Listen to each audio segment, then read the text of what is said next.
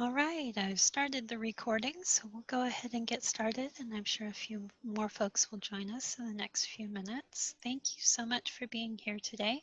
We have our amazing team from the Student Access Center here to kind of talk us through accessibility in the online environment. So I will turn it right over to them. Thank you, Laura. Appreciate y'all being here to have this conversation with us. We're going to talk about online faculty training. We're going to talk about the accessibility and a little bit about how this fits into a little bit what you're learning this week in regards to universal design. This is a fascinating week. I spend a lot of time with universal design. My students are reading articles on universal design in their advising class this week as well, and learning about how accessibility fits into that overall picture. And as we discuss in our class, it's not the entire picture of universal design, but accessibility it shares so much space with universal design and how we set up courses. And so today I've got Anne controlling the slides. As you all know with Zoom, it's always unique when you do a presentation. We're going to communicate back and forth, and there are going to be three of us talking. I'm going to go ahead and have you switch to the next slide, Anne. My name is Jason Maysberg Tomlinson. I know many of you. I've worked with many of you a number of times. I'm the director of the Student Access Center here at Kansas State University. And we're typically located in Holton Hall 202, currently located across town and throughout the region, working from home remotely. And you can contact us best right now through email. Mine, jasontom@ksu.edu. Access Center at ksu.edu is checked regularly as well. That's our main account. And we respond that way. I'm also on Teams, if you want to look me up that way, or we can set up a Zoom meeting.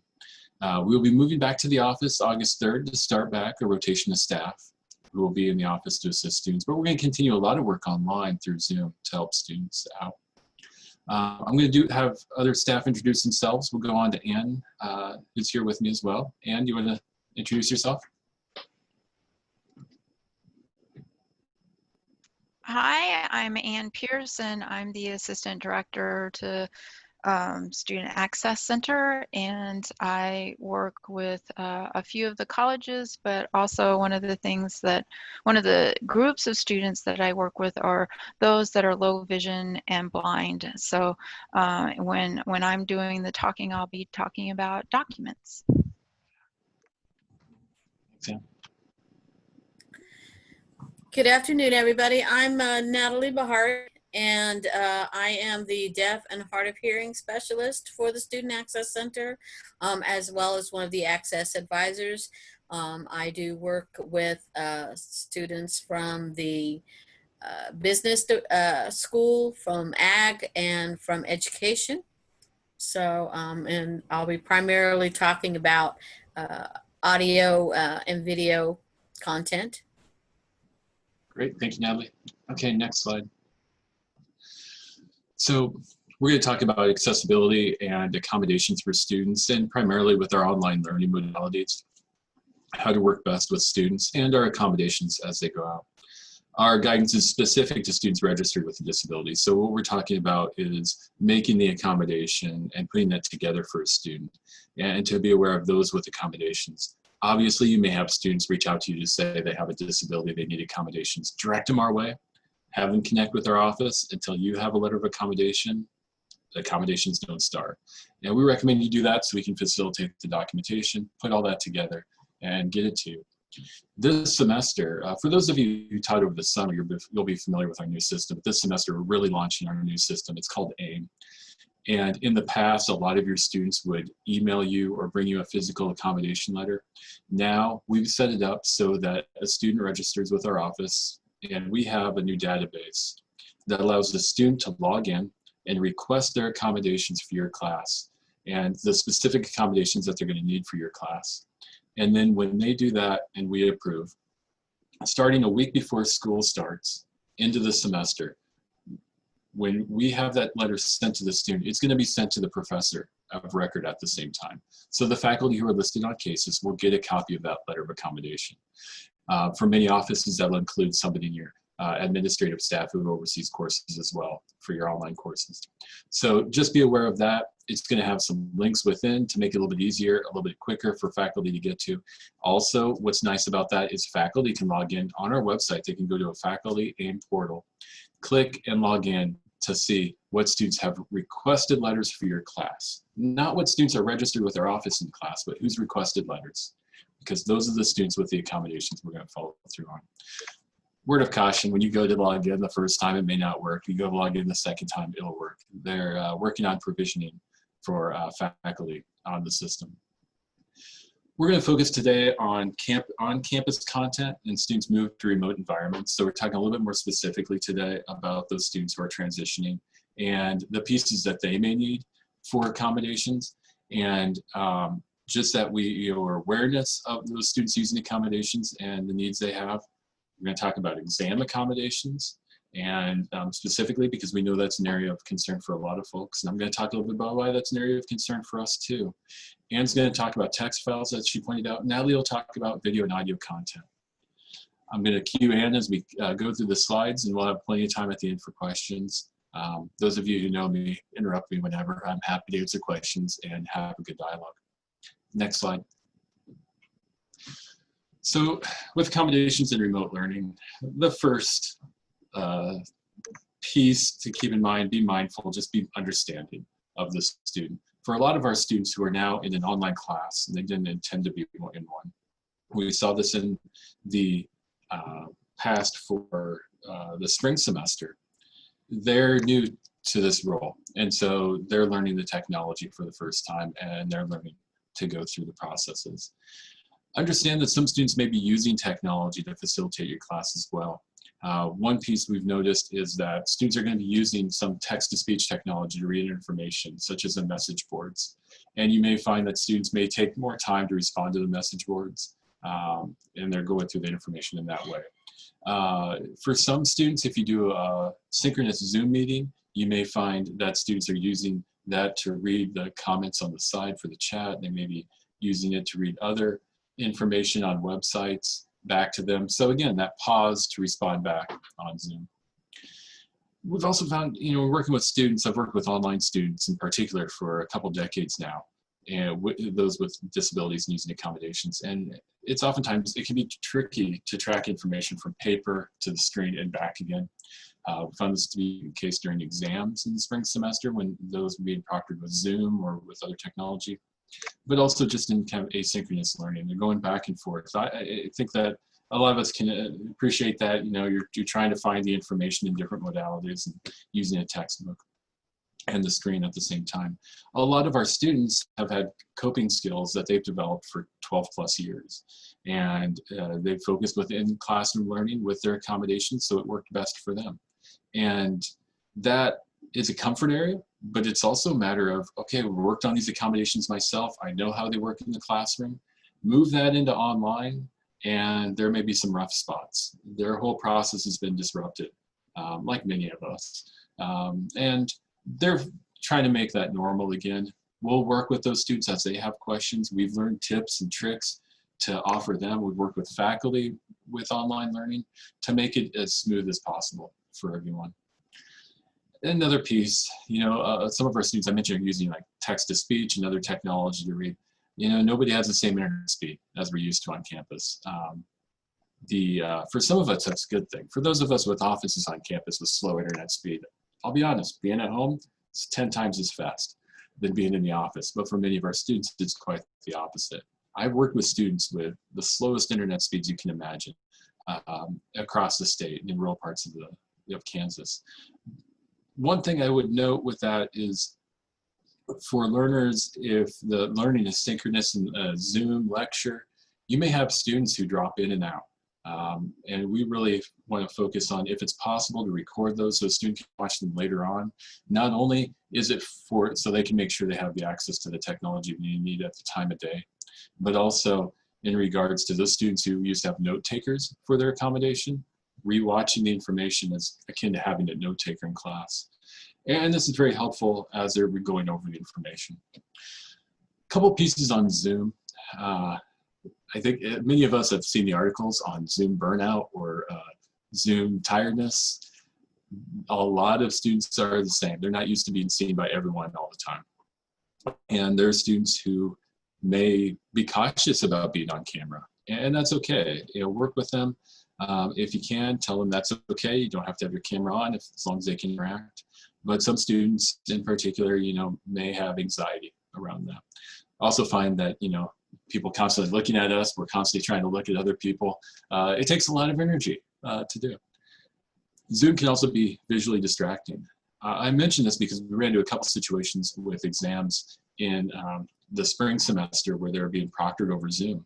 And it can be visually and auditorially distracting to students. Give them permission to shrink the screen, hide things so that when they're working on, let's say, Canvas, or when they're working on information, it's not the constant disruption. A lot of our students were used to coming to the classroom for our testing center for those accommodations. They don't in the past. When working with exams via email, this was more so the case in the spring. Over the summer, this hasn't been as much the case, but we found that we want to make sure we replicate information the same way, be consistent. We had information being posted to Canvas and then over email with slight differences. Make sure you state clearly the same way so that students don't have a problem tracking information. Being clear and concise is very important. And with that, just making sure you direct students on where to find the tools within Canvas as they do that. Go on to the next slide. I'm going to talk about, you know, exams in 3 parts: with Canvas, Zoom, and email, and pieces we've seen so far in the spring semester and the summer. Next slide. With Canvas, you know, when you go in there, make sure you go and you give the appropriate extended time. I know that many of our faculty who are used to teaching on campus are used to just having students come to our office to take the exam or just give them the extra time in person. With Canvas, we have to be more intentional and make sure we plan out the entire semester that they have the extra time built in. The piece that comes with that is there are 2 areas of time with Canvas, we find. You have the test itself, where you have a 1-hour test, 60 minutes, student with time and a half. You now program it so they have 90 minutes to do that test. The other piece to Canvas is you can allow a window of time. You may allow students 60 minutes to take the test, but you're allowing them to take that at their leisure, of course, across the entire day. Maybe have 24 hours, maybe it's 2 days. When we're talking about the extra time, it's how much time that student is accessing the test. So 60 to 90 minutes. We're not saying that you have to change that window and lengthen the window, focusing on that time. You want to address that. Now, if a student has concerns, if a student has questions about that, send them our way. We'll have that discussion with them and we'll get more information from you so we can kind of be the intermediary in that conversation. Our website does have a link to the accommodation information and how to do that extra time with a video on our website.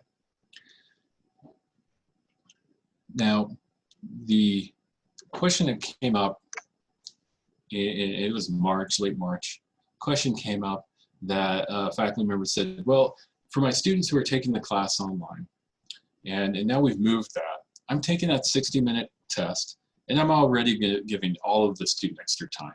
I'm giving them 90 minutes because I know it's a little bit tricky to work online, or we're learning this new process, and all students are at a bit of a disadvantage. That student with a disability still needs extra time on top of that. So it's taking that time you're giving all students and you're extending it for that one student. So we've had faculty say, well, I'm just building in time, extra time for them to upload the test or to learn the system. It doesn't matter. Extra time for that student with a disability over their peers. If you're giving a test, I've had a couple that were giving half a day, you know, 4 hours, 6 hours or whatnot. Still, you're giving that student extra time. If you give unlimited time or you're giving multiple days, let's talk a little bit about that and understand that a little bit better and how you're doing the test that way. But for the most part, it's a good rule of thumb. Next slide. Zoom, we had some faculty using Zoom to proctor tests, and I think it can be a great idea. It saves students from having to pay an outside service, and it allows them to take the test at home, obviously. It can be very distracting, however. So again, back to that minimizing video, muting all the microphones for the class, so you'll have the constant disruption of audio, and allowing the student to turn down their audio. I'd recommend, talking with your students ahead of time, saying, here's how we're going to do the test. If you have any questions, please put them in the chat. Or if you have anything to say, you're going to put it in the chat. As we know, with the chat feature, oftentimes you get the orange bubble that comes up. We click on it, and we can interact that way. We do want to minimize disruptions, just like we do in the classroom as well. Even though it seems less intrusive to put something in the chat, it's still a disruption to the student who's shifting their focus away from maybe something on paper, most likely on the screen, back and forth. Let's go ahead and go to the next slide here. The other way is we've had faculty do email, and allowing the students kind of the ability to work on their own and to do the test in maybe a different mode. So it's away from Canvas, maybe it's a Word document, Excel, but they're doing it on their computer, area they're comfortable with, and then saving the file, uploading it to Canvas, and giving it time. It's great, but still you want to give the students that structure. And there are a couple to be aware of. One, students are used to having a proctor telling them, okay, you got 5 minutes left, or okay, the class is done. They don't have somebody giving them that limit in person, in your environment, in the classroom, or in our test center. So be aware that now that's a piece they don't have. And so think about how you can make sure you really get information in a concise way to students and help them manage that time. The other piece with that is to also plan on that extra time uploading assignments and making sure they know how to navigate and get to that. I'd recommend having your students practice uploading information so they know what to do, so the first time they do it isn't during the test. One piece to be aware of too, we want to think in regards to alternative assessments and how we can allow students to use their strengths, to demonstrate their knowledge in ways that are going to be a little bit more creative. Couple reasons for this. One, the home can be more distracting than the classroom. It usually is, to be honest. And a lot of students don't have somewhere to go. In the fall semester, with our students doing online learning, many of them will be living in the residence halls. Many of them still have a roommate. A lot of students chose to have a roommate still. So be aware that distractions are still going to be present. Another piece I'm going to bring up that I hadn't brought it up earlier this summer in our sessions, but we really want to be creative in how we're doing assessments to allow for more flexibility for yourself, the student, and our office. We've worked with many faculty who are used to having the student take their exam in our office. And they come to the Student Access Center, they do it in a testing center in room 1, and that's great. Realize we're under similar limitations to the classroom.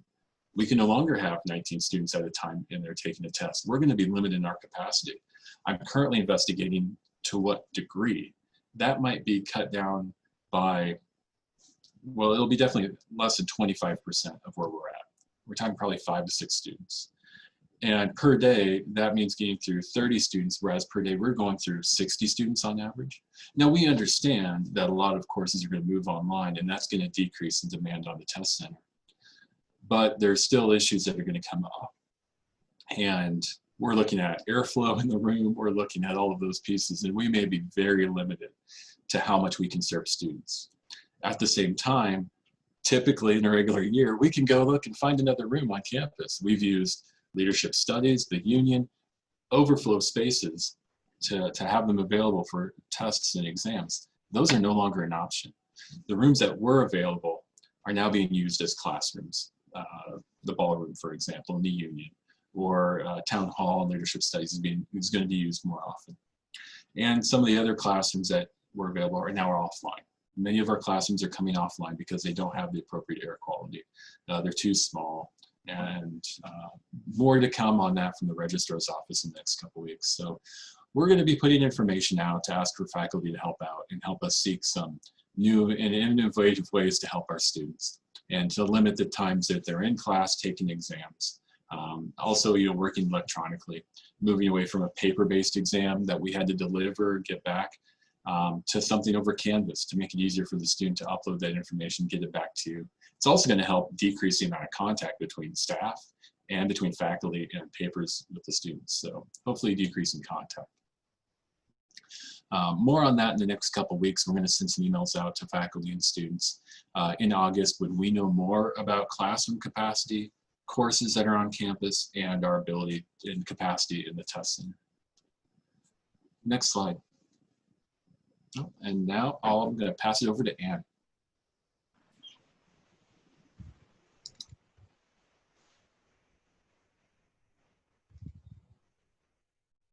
Okay, so in the next few minutes that I have, I will focus on the top 2 or 3 ways you can start to create accessible documents. When you have a student in your course that has the accommodation of alternative text, that is when accessible text becomes a requirement. In part, the accommodation reads, instructors are responsible for posting course materials in an accessible format, such as Microsoft Word, HTML, or accessible PDFs. Today, we're going to look at Word, PowerPoint, and PDFs, and we will go from easiest to hardest. I want to point out that I don't do this type of production work all the time. As a matter of fact, in the last few semesters, I haven't done hardly any production work. So when I do have to work on documents, I certainly forget how to do certain tasks. So I go to YouTube and type in what I'm looking for and refresh my memory. There are some very good resources and step-by-step instructions in the Canvas course. Microsoft introduced the Accessibility Checker in 2010, and it is available in Word, Excel, Outlook, OneNote, and PowerPoint. The purpose of the checker is to list potential accessibility issues, explain why it may be an issue, and then most importantly, offer suggestions on how to fix the issue. You can click on the error or warning and it will highlight the issue in the document. There are 3 classifications. Errors are the most obvious issues, followed by warnings and tips. In the almost 8 years that I have been at K-State, I have yet to have a student tell me they could not access a Word document. That doesn't mean we should ignore best practices. It means that Word is in itself accessible. We as the creators can certainly add things to make it inaccessible. For visual elements, add alternative text. Remember the importance of being concise in your description and the relevant content.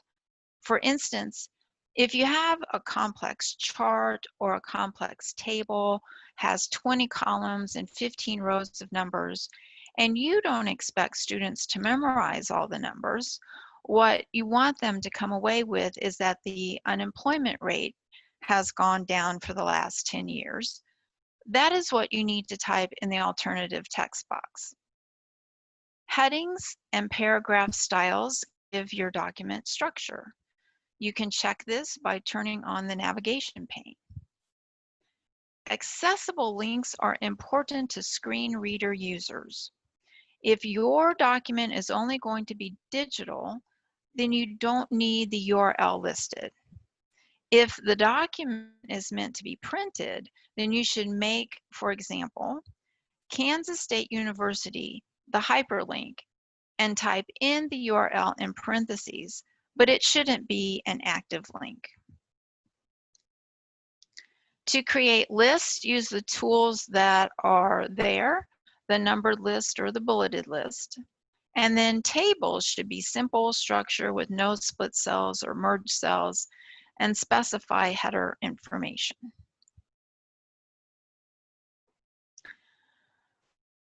Just as an aside, we should not promote the use of Prezi. I don't know how popular Prezi is anymore. I do know that one college was using it for classroom use a while back.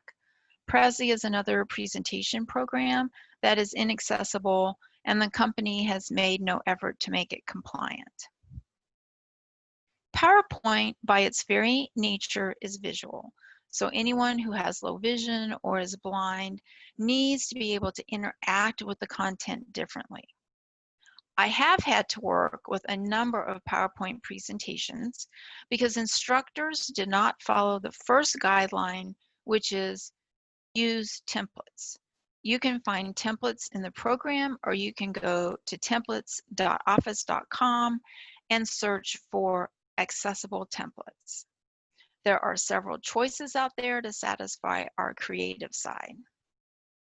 Again, use alternative text for visual elements. You can mark decorative visuals as decorative, and a screen reader will ignore it. Color should not be the only means of conveying information. For instance, this is a very simple example, but for instance, if you have a red bus route and a blue bus route, and you show these on a map, with the only distinction being the color, you will have people that can't utilize the map. Think of showing one bus route with the color blue and a straight line, and the other with the color red and a broken line. You have conveyed the same information in two different ways.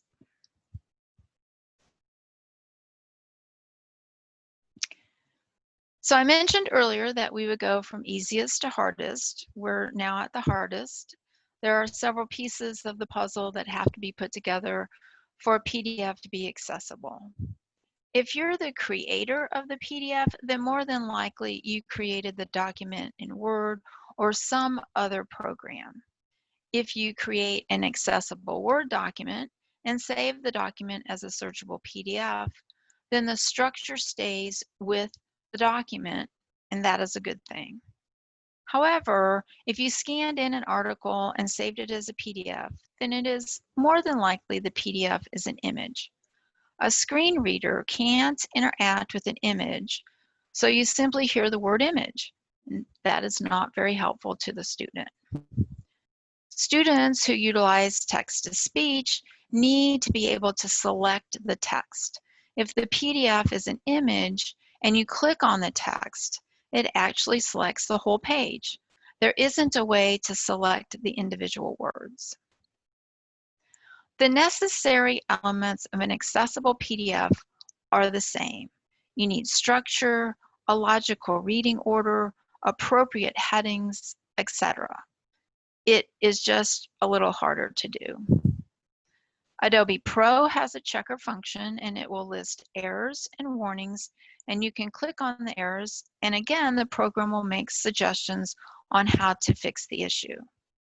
If you don't have Adobe Pro, K-State has a site license for Read and Write, which is equipped with Abby Fine Reader and optical character recognition program. So you only have to go to the IT download page and download it, and you have to have your EID and password.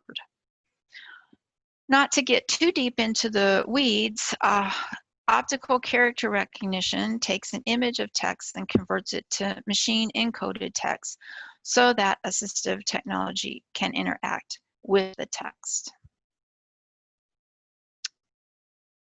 When you have a student with the accommodation of alternative text, remember to request searchable PDF files from the library, and they will be happy to help you.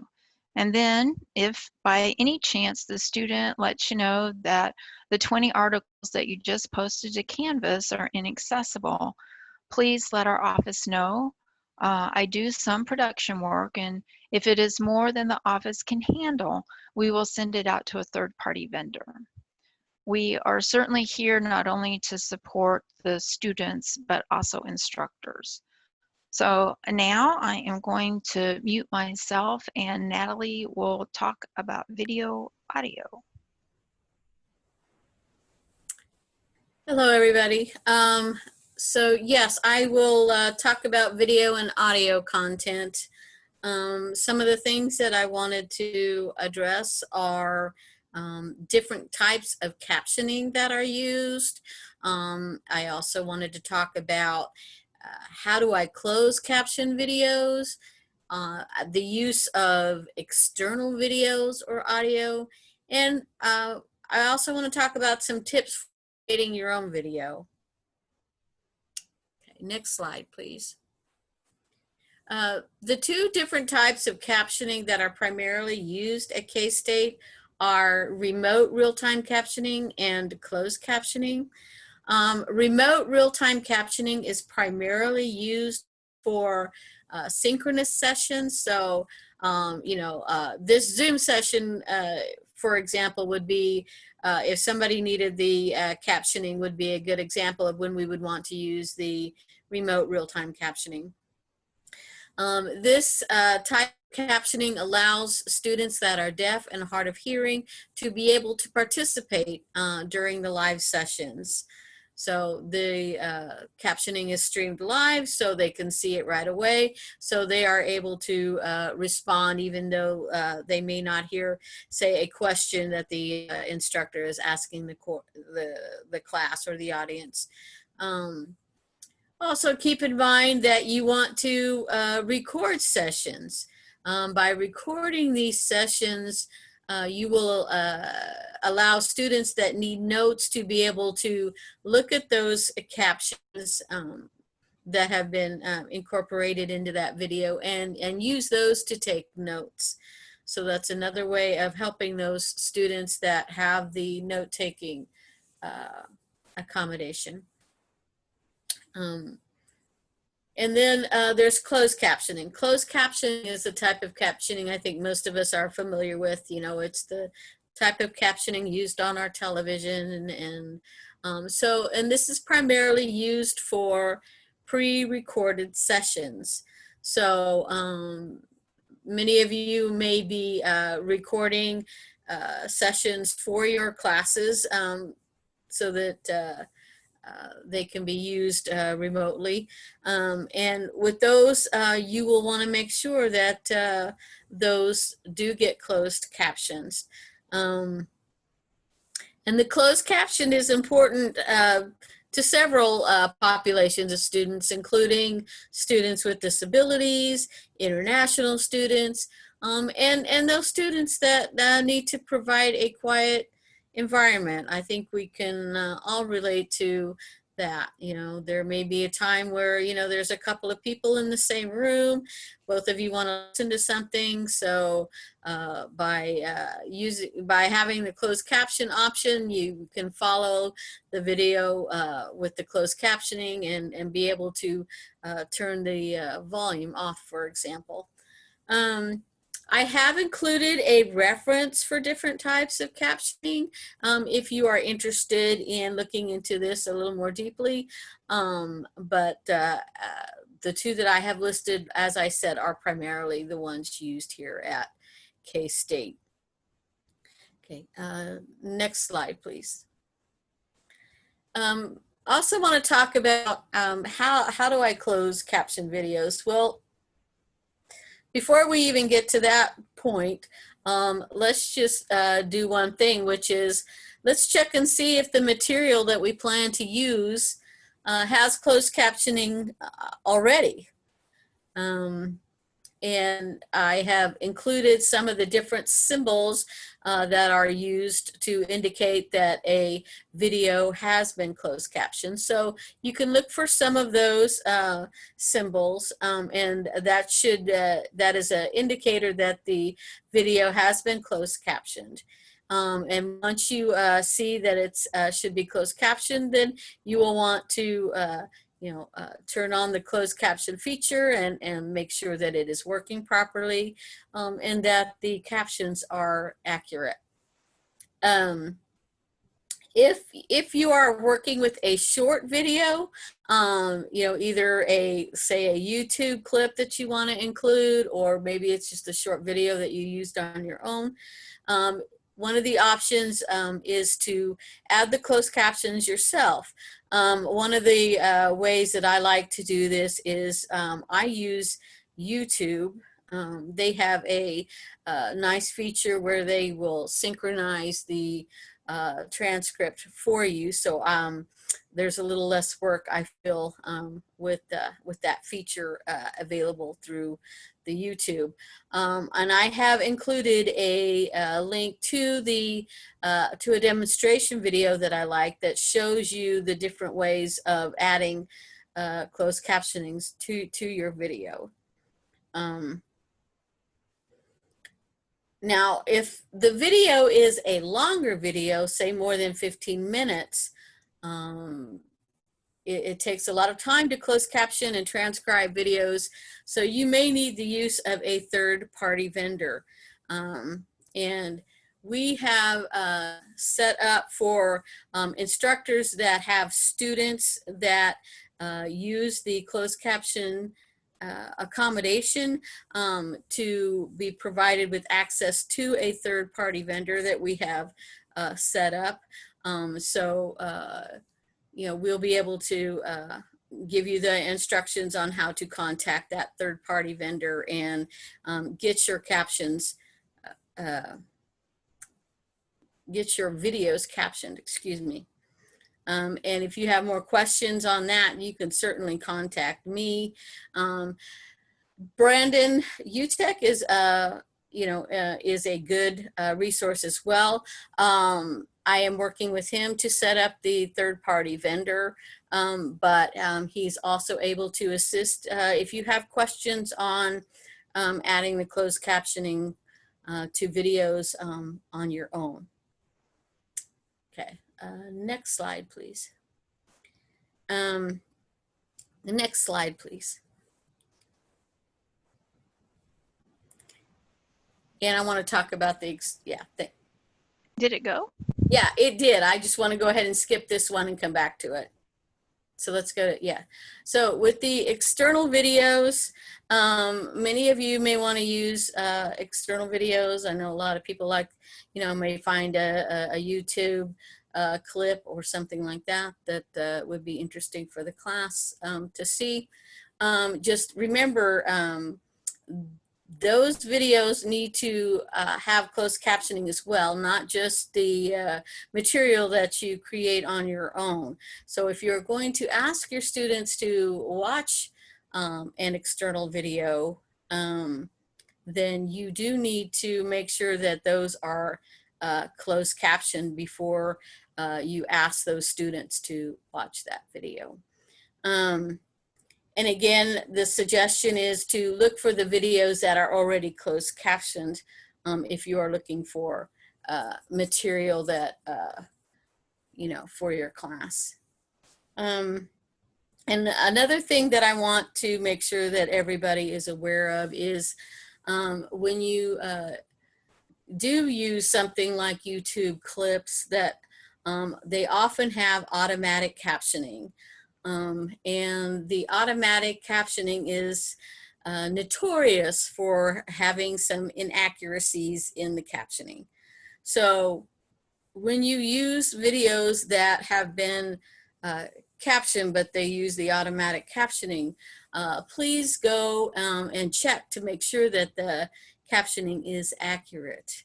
If the captioning is not accurate, there are ways to go in and make corrections, and they need to be made. Please, keep in mind that, if you have inaccurate information, that's what your student is going to be learning. So you do want to make sure that that information, that the captioning is accurate. Okay, go back to the tips slide, please. The other thing I wanted to talk about is just a few tips for creating videos.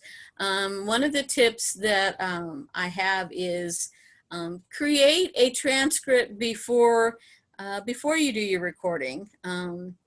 And some of the reasons for this is that it helps the closed captioning process because you already have a transcript to work from. And the other reason is sometimes it allows the video to go a little more smoothly if you already have, a transcript in front of you to read off of. Granted, I know some people like to be more extemporaneous and more creative, and that's all good. But as far as the easiest way for captioning to proceed more smoothly is through using a transcript. Also, when you create a transcript, it will help you keep the information concise, and you do want to keep the information concise. You know, the more direct we can get, the the easier it is, I believe, for students to process that information. We don't need a lot of the, if we can get the information out that we need to get out in 30 minutes rather than 45 minutes, then that would be a good thing, I feel. So that's pretty much all I have. So if you have any questions, we're all here to answer questions.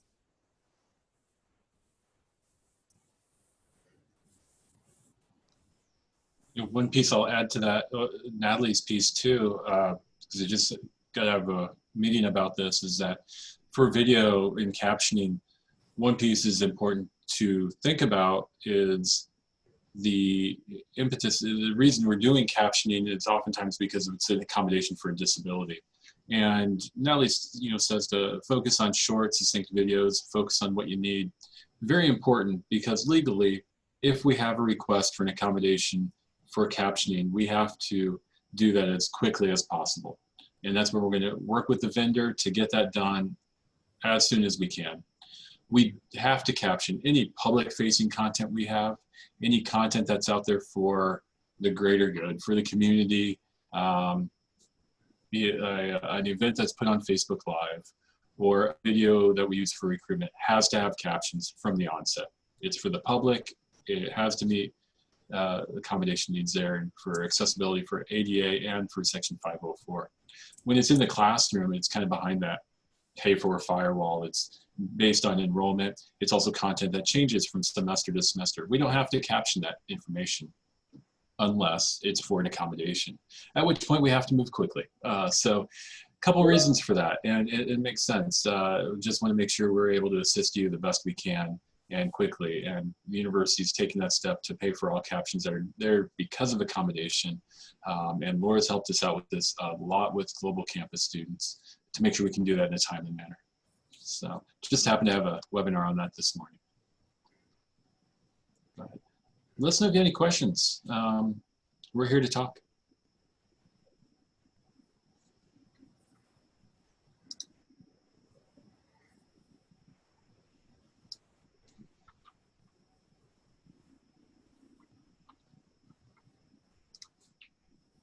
Oh, Justin, just saw your hand there. Yeah, thanks. Yeah. Yeah, and I was privately corresponding with Natalie. I work at the veterinary college, and we have used from time to time something called TechSmith Relay to generate the captions. Mm-hmm. But inevitably, even that program, I've had to go back in and correct the captions. The videos that you referred to earlier, I think that Natalie referred to earlier, giving us a sense that we can correct the YouTube generated captions. Is there a video in there or somewhere that Laura maybe has posted on our course that kind of shows you exactly how to do that in YouTube? YouTube. There is, let me find the link. So Brandon's created one for the university through OME. And let's see here.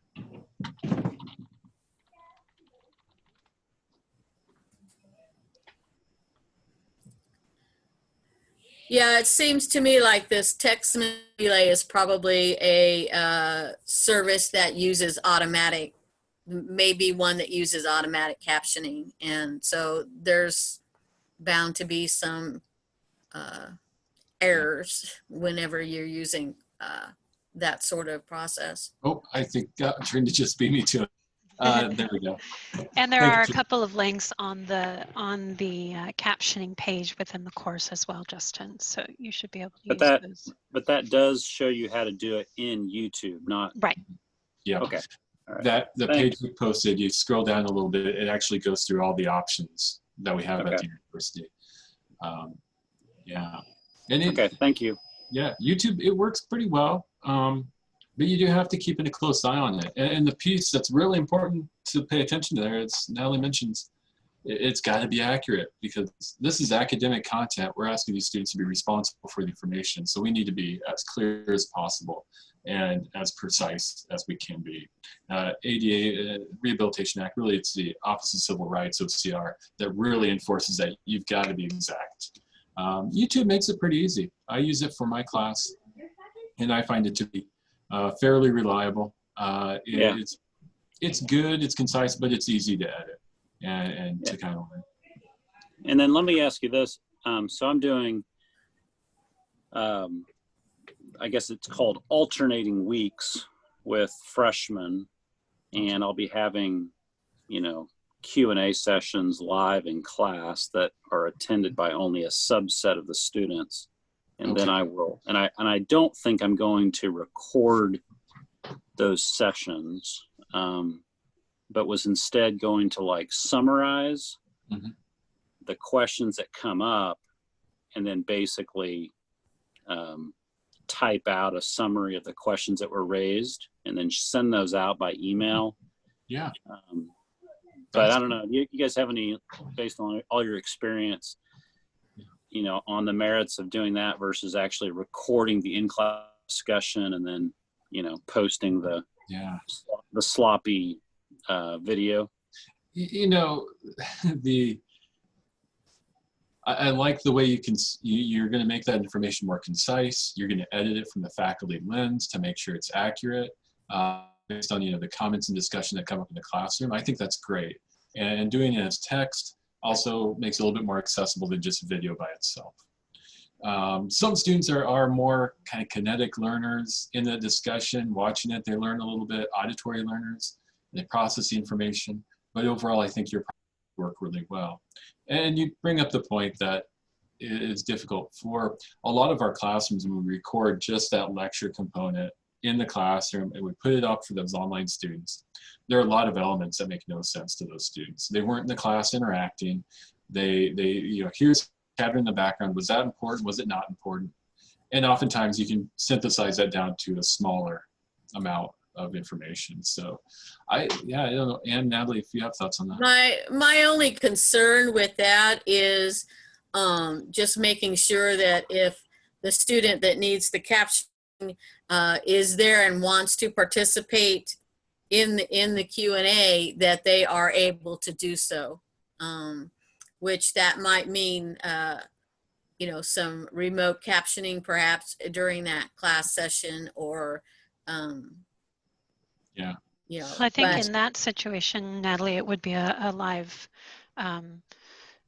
person, translator, because he's saying he wouldn't be recording those live We actually- in-person sessions. We use a remote captionist for those because we have students who are hard of hearing on campus, don't use sign language. And they still use captioning in the classroom as well. Yeah. Okay, gotcha. Right. We do, exactly, Jason. We do have, for example, a student that when they attend class, they do have remote real-time captioning, which the neat part is there's a program now where they are actually able to put it on a big screen, so that as you're showing slides to the whole class, for example, the captioning shows up there as well as the student's individual device. So that really allows them to fully participate in something like that. With, you know, if the questions are coming across, you know, in like a Zoom session, the other thing that we might need a captionist for is for a Zoom session, so that again that they would be able to participate if any questions came up during that Zoom session. Does that help answer questions? Yeah, that makes a lot of sense. And more than, well, in prior institution, we had this quite a bit where students who were deaf who used captioning because they didn't do sign language. They didn't have learned sign language. They lost their hearing in high school. And now we have, same here, we have a number of students who rely on the captioning. And that's one of the pieces that I'm constantly trying to think about for the classroom if we have faculty who are wearing a mask.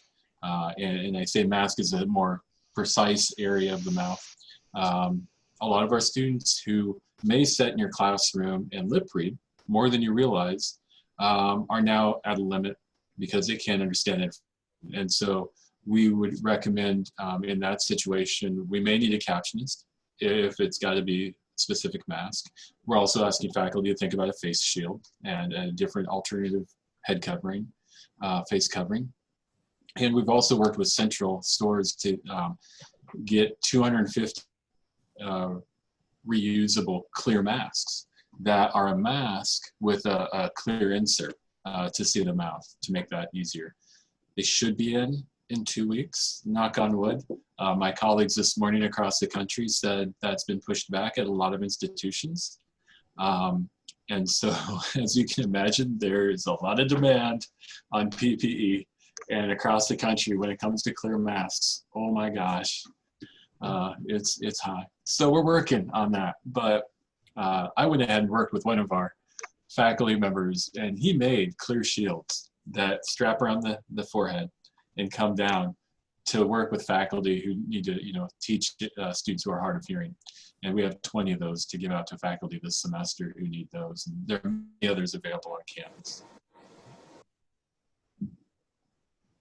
Can we add a request for such a shield to our parking permit order? That would be great. I think there at some point, are we going to get to a point where we do a PPE kind of revolving semesterly order where this is just kind of part of that package we get? Yeah, I never in my career have I partnered so much with state resources to find items like that. And with the state of Kansas, with our Commission for the Deaf and Hard of Hearing, trying to coordinate with all the colleges and trying to find options. We ended up not finding any as a state, but some states did that. Missouri made a couple 100,000 for all the institutions there. And hey, new challenges, new ways that we're going to learn and serve students better in the future because of it. That's my goal. So Robert, did you have a question? So this is just sort of a nuts and bolts kind of question. So I'm teaching a freshman seminar this semester, and I don't know yet if it's going to be requested or some kind of hybrid or maybe even just remote. But to what extent can I be sure that a student who needs an accommodation will have already been in contact with your office? So that'll be through, they need to request accommodations through our office. And once they have, and once they've been approved, they will request their letter of accommodation and it'll be sent to you. So when you have that, that means they're working with our office, and that's the official notice that an accommodation must be made. If the student says, well, I'm working with their office, then you can direct the student, say, okay, I need you to talk to the office and make sure that you get your accommodation letters and have that done. There's a small group of incoming students, first year students, this happens, where they're used to the school system doing everything for them. And we're talking with parents right now who just assume once we have the documentation, we put everything together and do a plan. And that's not the case. So you may have a student say, oh, I'm registered with them, and then come to find out, no, they haven't registered fully with us. They've had documentation sent to us, but when we reached out for an appointment, when we went to set up accommodations, they didn't follow through. So that's sometimes the case, but just refer them back to our office, and feel free to email our office, call our office and say, this is a student I'm working with. I just want to make sure that I referred them to you. And if you want to email them, copy us on it. We're happy to follow that up and follow up with the student. Or if we get an email from you with the student's name, we can reach out to the student and say, hey, so-and-so reached out to us. Or we can look in our file, which is going to be where it starts, to find out where that conversation was to engage the student. Mm-hmm. So no, we don't have if we don't have accommodations set up, we're not going to necessarily tell you over the phone they have a disability or what their accommodations are. They need to go through the process to get that letter of accommodation. Sorry, Natalie. No, that's all right. One of the things that I do try to do is, as much as I can, I try to give professors a heads up if I know that one of the deaf or hard of hearing students is enrolled in a class. So even though they may not have requested a letter as of yet, I will give them a heads up that they do have somebody that is enrolled in your class that's going to need this accommodation. And I can't give you their name or anything. I don't tell you who the student is until they've requested the letter, but at least that gives you a heads up so that you can get started on doing some of those things like getting your materials closed captioned so that they're ready to go. So that hopefully you don't feel like you have to do everything with such short notice. Yeah, Yeah. and sometimes students will be slow in getting that in place or not really realize that they need it until they're struggling a little bit. And so sometimes those can come in during the semester, but always you're given a heads up just as soon as Natalie and Anne and Jason know that they can get that to you. Okay, thank you. Well, thank you all so much for being here today. I hope that helped you to get a better idea of how to help your students as we move into online and blended rather than just classroom. So we'll get this recording posted. And we have an FAQ very similar to what Justin was talking about, kind of summarizing the other questions that were asked in the other sessions that we've done so far this summer. So take a look at that and see if that answers any other questions that you have as well. So thanks for being here and have a wonderful rest of your day. Thank you. Best wishes to you all. Let us know if you have any questions.